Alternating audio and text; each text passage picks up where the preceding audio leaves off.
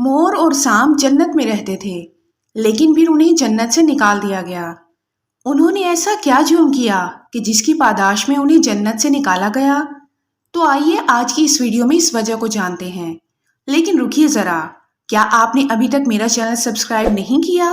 تو ابھی چینل کو سبسکرائب کریں اور مور اور سانپ کو جنت سے نکالنے کی وجہ جاننے کے لیے اس ویڈیو کو اینڈ تک لازمی دیکھیں۔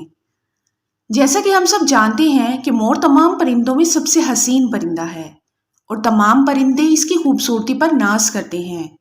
مور خود تو بہت حسین ہے، لیکن اس کے پاؤں بہت بدصورت ہیں۔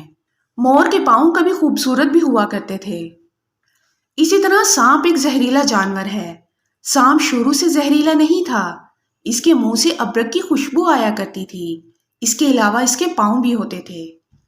حضرت آدم علیہ السلام کو سجدہ نہ کرنے کی وجہ سے شیطان کو جنت سے نکال دیا گیا تھا۔ اب وہ حضرت آدم علیہ السلام کو جنت سے نکلوانا چاہتا تھا۔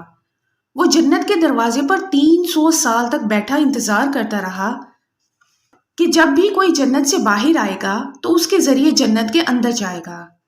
آخر ایک دن مور باہر آیا تو شیطان نے اسے کہا کہ مجھے بھی اپنے پروں میں چھپا کر اندر لے جاؤ۔ مور اللہ کے خوف سے بولا، نہیں، تم اندر کیسے جا سکتے ہو؟ شیطان نے اسے کہا کہ اگر تم مجھے اندر لے جاؤ گے تو تمہیں ابدی زندگی ملے گی اور تم ہمیشہ جنت میں ہی رہو گے۔ مور شیطان کی باتوں میں آ گیا اور اس نے شیطان سے کہا، تم رکو، میں اپنے دوست سانپ کو لے کر آتا ہوں، وہ تمہیں اندر جنت میں لے جائے گا۔ سانپ آیا اور اپنے منہ میں شیطان کو لے کر جنت میں داخل ہو گیا۔ یوں شیطان جنت کے اندر آ گیا۔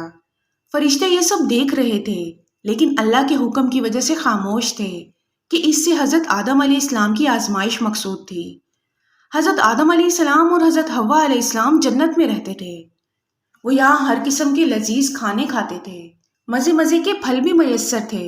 لیکن جنت میں ایک درخت تھا اور اللہ نے حضرت آدم اور حضرت حوا کو سختی سے منع کیا تھا کہ اس درخت کا پھل نہیں کھانا۔ اس کے علاوہ جو مرضی کھاؤ۔ وہ گندم کا درخت تھا۔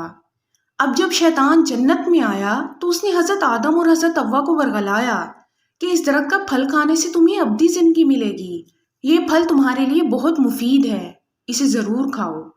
دونوں نے اس کی بات غور سے سنی، لیکن حضرت آدم کے دل میں اللہ کا خوف غالب آ گیا اور انہوں نے انکار کر دیا۔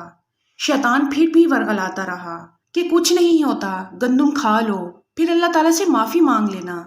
اماں حوا دل ہی دل میں راضی ہو چکی تھیں، چنانچہ ایک دن انہوں نے گندم کھا لی اور حضرت آدم کو بھی مجبور کر کے کھلا دی۔ جیسے ہی انہوں نے گندم کھائی تو دونوں بے لباس ہو گئے۔ حضرت آدم اور حضرت حوا کے دل اللہ کے خوف سے لرز رہے تھے۔ انہوں نے گڑ گڑا کر اللہ تعالیٰ سے معافی مانگی۔ اللہ تعالیٰ نے انہیں معاف کر دیا، لیکن ساتھ ہی یہ حکم دیا کہ تمہیں اب زمین پر بھیجا جائے گا، جہاں ایک مخصوص وقت تک تمہیں رہنا ہوگا۔ چنانچہ حضرت آدم اور حوا کو زمین پر 2 مختلف جگہوں پر اتارا گیا۔ حضرت آدم کو سری لنکا کے قریب اتارا گیا، جبکہ اماں حوا کو جدہ میں اتار دیا گیا۔ شیطان کو جنت کے اندر لے جانے کے جرم میں مور کے پاؤں بدصورت ہو گئے کہ وہ انہی پاؤں پر چل کر سانپ کو بلانے گیا تھا، اور سانپ اپنے منہ میں شیطان کو لے کر گیا تھا، اس لیے اس کے منہ سے ابرک کی خوشبو چھین کر زہر بھر دیا گیا۔